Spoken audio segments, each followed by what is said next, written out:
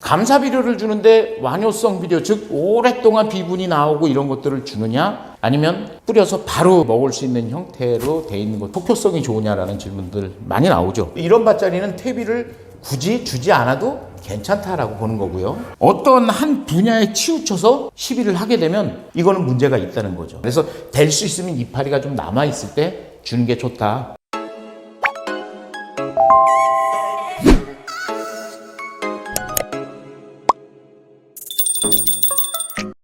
자, 여러분 안녕하십니까. 작물재배연구소 소장 김창영입니다.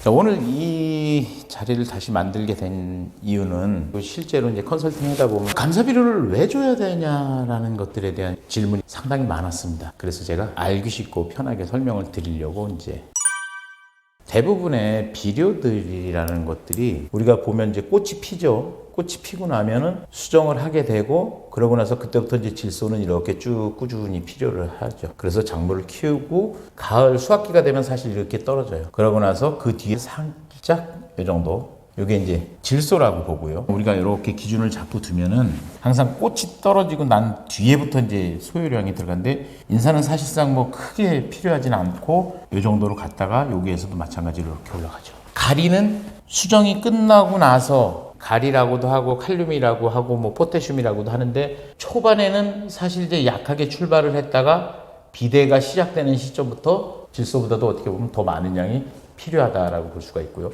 마찬가지로 여기까지 왔다가 다시 한번 가리도 이렇게 이제 필요량으로 가게 돼 있죠. 그리고 칼슘도 마찬가지로 언제? 칼슘은 초반에 사실상 많은 양이 필요하게 되고요. 이거 좀 그래프가 그랬죠. 이렇게 되고 뒤에 가서도 항상 질소의 반 정도는 필요하다. 그리고 인산, 그리고 마그네슘이라든지 황이라든지 이런 것들은 진짜 아주 소량이 필요한 거죠. 그래서 이제 우리가 다량원소 기준을 두고 이 정도로 보는데, 자, 바로 이 시점이 언제냐면 대부분의 작물들은 이 시점이 이게 수확기입니다. 수확. 그리고 나서 수확기 때는 필요량이 사실 상당히 떨어집니다. 그리고 나서 잎 떨어지기 전에 항상 뭐 모든 영양소를 질소, 칼슘, 칼륨, 인산, 마그네슘, 황 이런 모든 것들을 조금 한 번 더 흡수를 하죠. 이건 뭐냐면, 자, 요게 내년도 농사를 위해서 체내의 양분을 저장을 해야 된다는 거죠. 그러다 보니까 우리가 이제 시기적으로 이때 작물을 확 키울 때도 어느 정도의 질소, 인산, 가리, 비료 성분이 필요하지만 수확이 끝난 뒤에 반드시 줘야지만 내년도 농사가 확실히 더 잘 될 수 있다는 거죠. 그래서 우리가 이제 감사 비료에 집중을 하게 되는 것들은 이렇게 수확 끝난 뒤에 감사 비료를 줘서 다시 한번 마지막으로 양분을 빨아 올려서 체내에 저장을 하려는 목적으로 감사 비료를 준다라고 보시면 됩니다. 이번 질문은 그거죠. 우리가 감사 비료를 줬을 때 이게 오히려 이제 휴면을 방해를 하지 않느냐, 그렇게 생각을 할 수도 있죠. 자, 근데 문제는 뭐냐면 저는 줄 때 항상 종합적인 시비를 해줘라라고 얘기를 해요. 질소, 인산, 칼륨, 칼슘, 마그네슘, 그리고 황, 다량원소하고 붕소, 망간, 아연, 구리, 몰리브덴, 그리고 이제 철, 이렇게 모든 영양소를 같이 줬을 때는 사실상 크게 상관이 없죠. 그리고 얘네들의 기준점은 뭐냐면, 우리 기준으로 얘기를 드리면 15kg짜리 한 풀을 가지고 보통 250평 또는 300평 정도로, 아까 조금 전에 말씀드렸던 수확 이후에 체내의 양분을 저장하기 위한 용도로 이 정도 평에다가 뿌려주면 좋다라고 보는데, 자, 우리가 지금까지 해왔던 패턴들이 뭐냐면, 자, 질소 성분을 위주로다가 감사 비료를 많이 줬다는 거예요. 사실은 요소라든지 또는 여기에 들어갈 수 있는 게 퇴비죠. 다시 말씀드리면 이 퇴비는 왜 여기 들어가느냐? 자, 퇴비의 성분은 대부분 511, 뭐 421, 뭐 이런 식으로 질소는 높은데 인산가리가 사실 상당히 약하죠. 그러다 보니까 질소 성분이 많이 들어가게 되고, 요소는 또 질소가 N이 이제 보통 46% 정도 되다 보니까 질소 성분이 많이 들어가고, 여기에서도 마찬가지로 비가 와서 또는 퇴비가 발효가 되면서 이제 들어가게 됐을 때 나무의 입장에서 어쨌든 물을 내려야 되는 시기에 물을 내려야 되는데, 비료 성분, 질소 성분이 많이 들어오게 되면 더 커보려고 하는 이제 형태로 나타나게 된다는 거죠. 그래서 실제 퇴비를 많이 주거나 요소를 많이 줬던 데들은 대부분 물을 내려야 되는 시기에 조금 더 성장을 해보려는 나무의 습성 때문에 그때 비료를 주는 것들은 이제 조금 문제가 된다. 왜? 질소가 과잉이면 성장을 해보려는 욕구 때문에 물을 다시 빨아 올리는 경우들이 많이 생긴다는 거죠. 그러다 보니까 비료가 이제 이렇게 되는 거고, 저는 감사비료는 반드시 주라고 얘기를 하면서 또 하나 종합적으로 어떤 한 요소만 주는 게 아니라 종합적으로 모든 영양소가 같이 들어가 있는 것들을 줄 때는 상당히 큰 도움이 된다. 그리고 얼만큼 재배하는 동안에 한 3분의 1 수준 정도로 확 낮춰서 아주 약하게 한 번 정도 준다고 생각을 하시면 됩니다.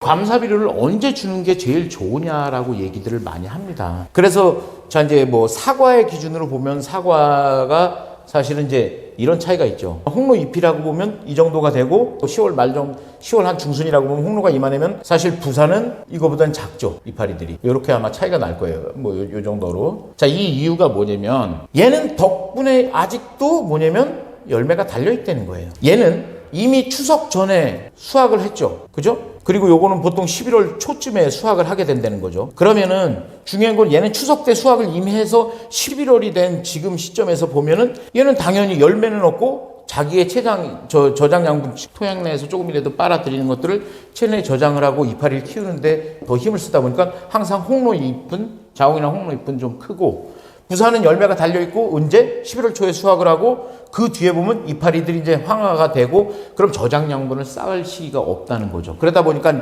추석 사과들은 보통 한 10월, 9월 말에서 10월 정도에 감사비료를 이때 주어라 라고 하고요. 여기는 이미 이제 색이 돌았어요. 색이 빨갛게 들어오기 시작하면 그 뒤에 뭐 11월 초면 한 10월 말 정도에 가서 사실은 줘라라고 얘기를 하고요. 이파리가 어쨌든 광합성 작용을 하고 양분을 나무에서 만들어서 증산작용을 하다 보면 호흡작용을 하고 할 때 물을 빨아 올릴 때 우리가 말했던 양분들을 같이 빨아 올리기 때문에 아까 얘기했던 감사비료, 즉 겨울을 나기 전에 충분히 빨아먹을 수 있다. 그래서 될 수 있으면 이파리가 좀 남아있을 때 주는 게 좋다라고 볼 수가 있고요. 그래서 이파리가 다 떨어지고 나면 사실 아주 차라리 약하게, 내가 못 줬으면 좀 약하게라도 줘라. 왜냐면 이파리가 없어도 뭐 전혀 안 빨아들이는 건 아닌데 이파리가 있을 때보다는 좀 덜 빨아들이니까, 그래서 항상 이파리 있을 때 주는 게 좋다라고 말씀을 드리는 거죠. 지금 질문은 사실 상당히 중요한 것 같아요. 감사비료를 주는데 완효성 비료, 즉 오랫동안 비분이 나오고 이런 것들을 주느냐, 아니면 뿌려서 바로 먹을 수 있는 형태로 돼 있는 것들이 속효성이 좋으냐라는 질문들 많이 나오죠. 우리가 목적 의식으로 봤을 때 어떤 목적으로, 자 나는 감사비료, 즉 체내 양분을 저장시켜야 된다라는 기준점으로 볼 때 속효성이라고 하면은 이렇게 보시면 되죠. 속효성, 쉽게 말하면 밥을 한 공기를 줬다라고 볼 수가 있는 거죠. 자, 근데 완효성일 경우에는 얘는 어떠한 환경적인 요인이나 또는 미생물이나 수분이라든지 여러 가지 형태에 의해서 먹을 수 있는 형태로 바뀌어야 된다는 거죠. 예를 들면 완효성 같은 경우는 뭐냐면 아예 이렇게 쌀을 줬다라고 생각을 해보세요. 예를 들면 이건 쌀이야, 얘는 밥이죠. 우리가 10월 달 넘어가면은 슬슬 설이도 오기 시작하고 이제 추워지기 시작을 하죠. 그럼 이런 것들이 완효성들이 속효성으로 변해서 작물이 먹게 되는 그 형태, 좀 비분이 나와야 되려면 지온이라든지 아니면 미생물이라든지 또는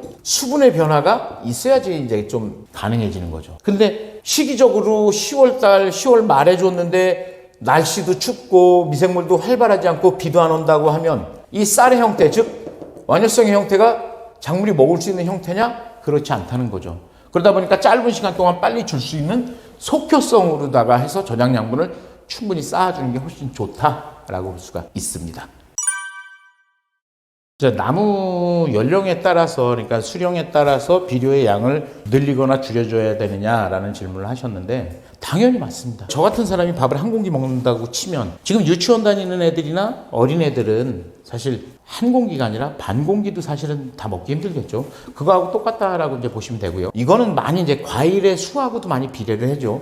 예를 들면 복숭아든 사과든 3년생이다. 그러면 그냥 가족들이 먹을 맛보기 정도로 뭐 한 10개에서 20개 정도를 다룰 수가 있다라고 볼 수가 있는 거죠. 7년생 정도가 되면은 쉽게 한 180개에서 많게는 한 250개까지 단다고 치면 10개에서 20개를 키울 때 비료의 양은 180개나 한 250개까지 봤을 때 비료의 양과는 엄연히 엄청난 차이가 나죠. 그래서 적게 키우고 나무의 수용을 잡아주고 약하게 끌고 갈 때는 보통 한 나무당 100g 정도만 주자라고 보면은 3년생 미만짜리가 100g이라고 보면 7년생이 되면 한 쉽게 400에서 500g 정도는 줘야 되지 않느냐, 이런 기준으로 보시면 맞습니다. 주의사항은 어떠한 뭐가 좋다 해서 어떤 것들을 단용으로 치지는 마세요. 어떤 한 분야에 치우쳐서 시비를 하게 되면 이거는 문제가 있다는 거죠. 질소가 많이 들어가면 아까 얘기했던 것처럼 성장 쪽으로 다시 조금 더 한번 돌아가면 물을 내리는 시기나 이런 모든 게 잎이 안 떨어지는 그런 형태로 나타날 수가 있다는 거예요. 그래서 그게 안 좋으니까 이거보다는 모든 영양소가 골고루 들어가 있는 이런 형태로 비료를 공급해줘라 라고 보시면 돼요. 감사 비료를 줄 때 과연 비료를 어디에 주느냐. 예전에 보면요, 이렇게 나무가 이제 뿌리가 내리고, 그죠? 이렇게 있죠. 그러면 대충 이제 뭐 이렇게 나무가 있다고 치면 우리는 예전에 이 주위에다 이렇게 거름을 돌렸어요. 사실은 거름을 돌리고 뭐 퇴비를 주고 비료를 주고 퇴비나 비료를 이렇게 줬죠. 여기에도 나무가 있고 또 여기에도 이제 나무가 마찬가지로 있죠. 이렇게. 자, 중요한 거는 우리가 지금 잘 모르고 있는 게 지금까지 대부분은 이제 이런 패턴들로 나무 주위에 줬는데, 자, 실제로 이 주근이라고 하는 이 뿌리들은 뭐냐면 지지대의 역할이에요. 그래서 나무가 바람에 넘어가지 않고 뻗히는 형태, 이것들은 지지대 역할이 되는 거고, 실제로 여기에서 나온 곁근들, 지근이라고 얘기하고 뭐 이런 것들이 여기에서 많이 나와 있게 되죠. 그리고 여기에 보면 이제 이렇게 실뿌리들이 있어요. 실제로 양분을 흡수하는 것들은 이 실뿌리들이 하게 된다는 거예요. 양분 흡수는 이 실뿌리들이. 근데 이 실뿌리들은 대부분 여기도 있지만 대부분 이 바깥쪽으로 뿌리가 없는 형태로다가 이렇게 뻗어 있죠. 나무가 이만큼 클 거를 우리는 전정을 해요, 여기서. 그래서 나무가 수영은 요까지밖에 안 보이는 것 같지만 실제로 이 반대쪽 뿌리는 한 이만큼 더 가 있다라고 보시면 돼요. 얘는 햇빛을 좋아해서 호광성이나 햇빛 쪽으로 향하지만 반대로 뿌리는 햇빛의 반대쪽, 즉 물을 찾아서 굴광성이나 물을 찾아서 물 쪽으로 이제 어쨌든 반대로 돼 있죠. 이쪽이 이쪽 가지에 영향을 많이 미치니까. 그래서 뿌리가 이만큼 뻗어 있기 때문에 될 수 있으면 비료를 지금까지는 이렇게 돌렸으면은 이제부터는 주근이 아니라 미세근에서 흡수를 하니까 나는 비료를 이 통로에다가 나무 사이에 통로 쪽으로 해서 최소한 이거 나무에서 한 1m는 떨구고 나서 그 다음부터 비료를 이쪽에다 살포를 해주는 게 상당히 좋다라고 볼 수 있습니다. 비료를 줄 때 감사 비료를 주는 거하고 퇴비를 같이 혼용해서 주는 거하고, 저는 사실 밭의 상황에 따라서 pH도 한 6.5 정도 되고 EC도 뭐 한 1 이하다 볼 때 굳이 그러면 줄 필요가 없다라는 개념을 보는 거죠. 그리고 여기에 감사 비료만 줄 때 여기는 상당히 이제 물리성이 좋다. 그래서 물 빠짐도 좋고 토양도 부실부실한 형태가 돼 있으면 이런 밭자리는 퇴비를 굳이 주지 않아도 괜찮다라고 보는 거고요. 그리고 실제로도 그렇게 재배를 한 데들도 많이 있습니다. 퇴비를 될 수 있으면 줄이자. 왜냐면 퇴비가 과잉이 돼갖고 향후에 내가 질소를 끊고 싶을 때, 특히 착색기라든지 당도를 올리고 이럴 때 질소를 좀 끊고 싶은데 우리가 퇴비를 많이 주게 되면 비가 올 때마다 퇴비가 발효되면서 거기에서 이제 질소가 계속적으로 공급이 되다 보면 착색기에 질소가 들어가면 당연히 착색이 안 들겠죠. 그런 형태로 나타나는 거고, 다만 퇴비를 같이 줘라고 할 때는 자, 물리성이 너무 안 좋은 거야. 토양이 단단히 굳어졌고 막 이렇고, 그리고 미생물들이나 지렁이나 이런 것들이 좀 활발하게 움직여주길 바랄 때 이제 미생물의 먹이가 될 수 있는 그 퇴비를